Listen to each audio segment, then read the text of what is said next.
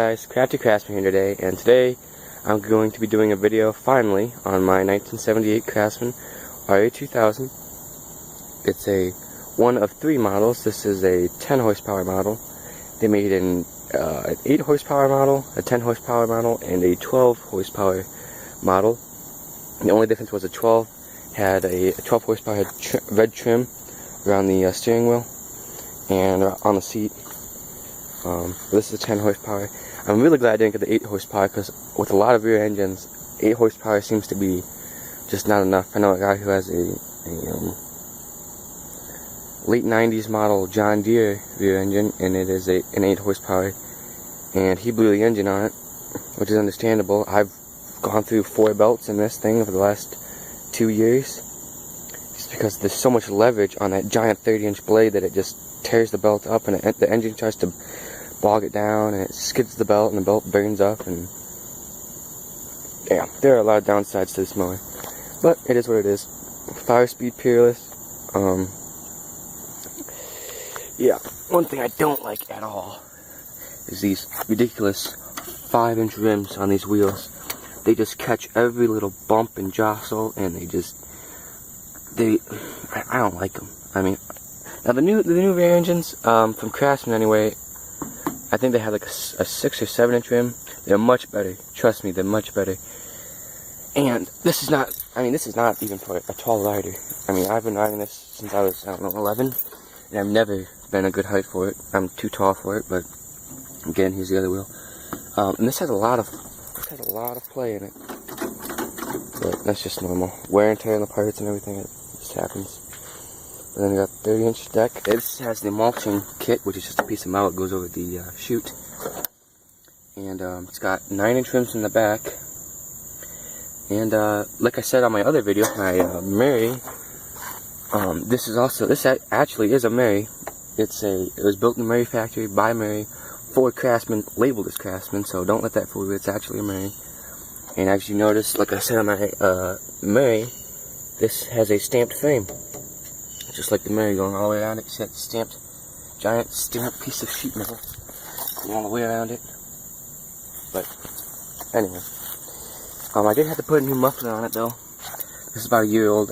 The old one, the baffles shook loose in it, so I had to replace it. But it's not a big deal.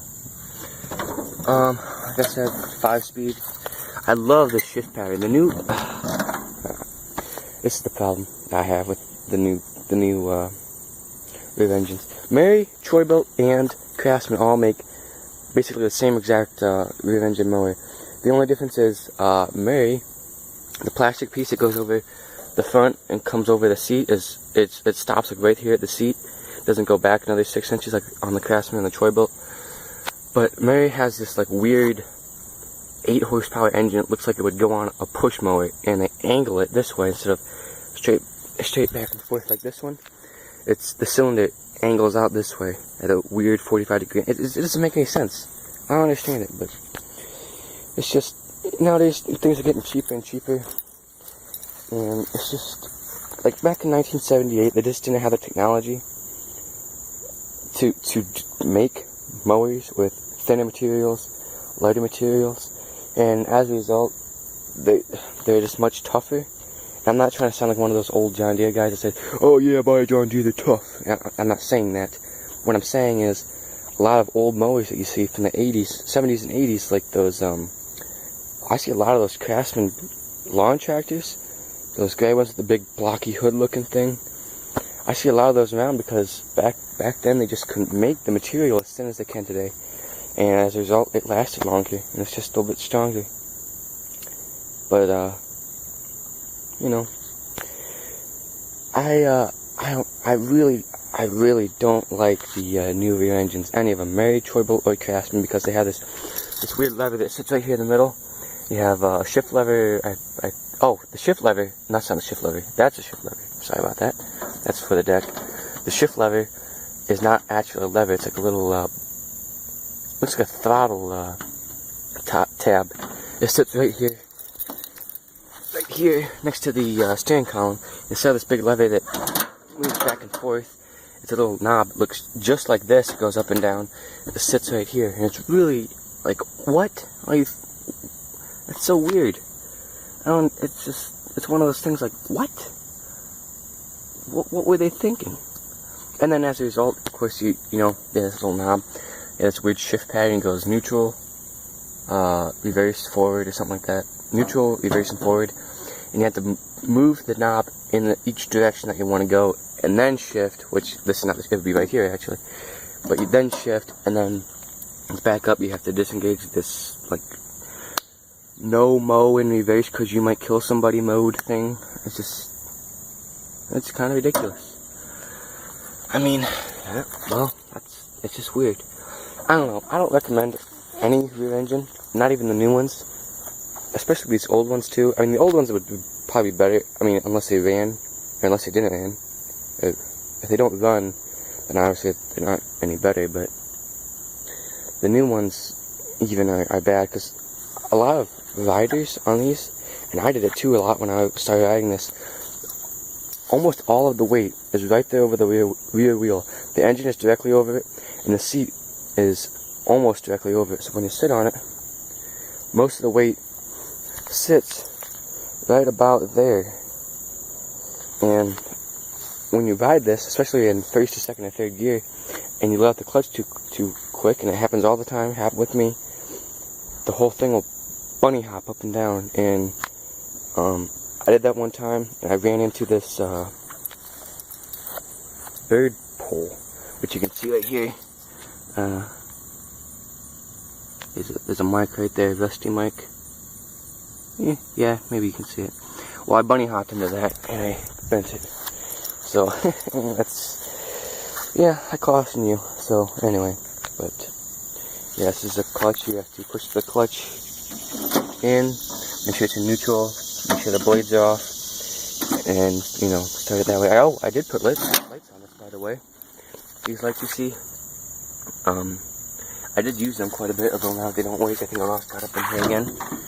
But the switch right there, turns off and on. There's a deck height adjustment thingamabob.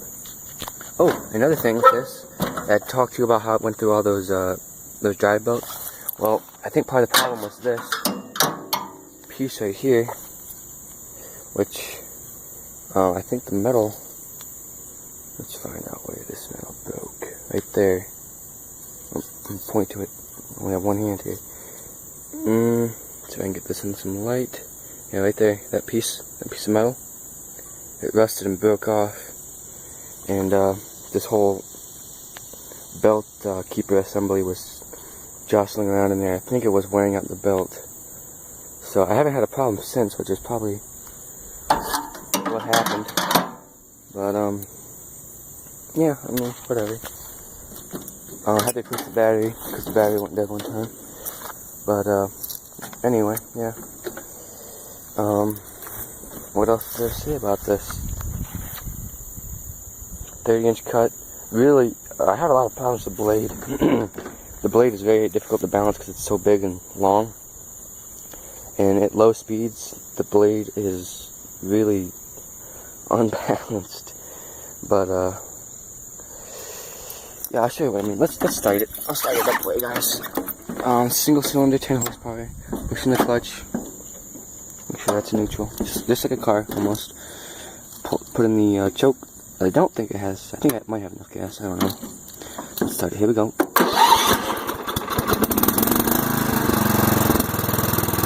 Did about half throttle. And I'll show you what I mean by that being in balance. Okay, I'll start it up for you.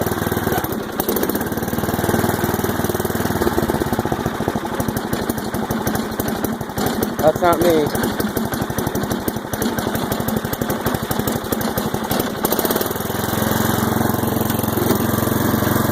So that's, yeah. Anyway, let's do a little more throttle. Get to the car, push in the clutch, and we're going to switch into first. Everybody ready? Okay, now we will switch into second. Third, fourth, fifth. Whoa!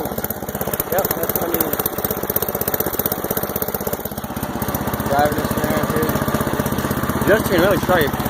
It turns about like that. It turns pretty sharp. It's lightweight too.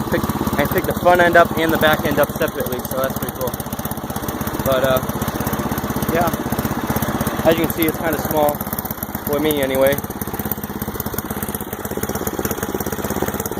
I'm not exactly a good rider, but you know. Anyway,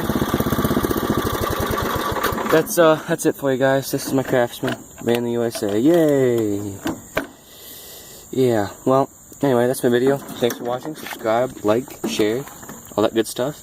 Watch for some more videos. I think I'm gonna start some video trends, or a trend, I guess, on biking. So if you're into not biking, but cycling specifically, if you're into that sort of thing, keep watching. I'll be putting some videos up in a couple days. You can watch those. And thanks for watching. Goodbye.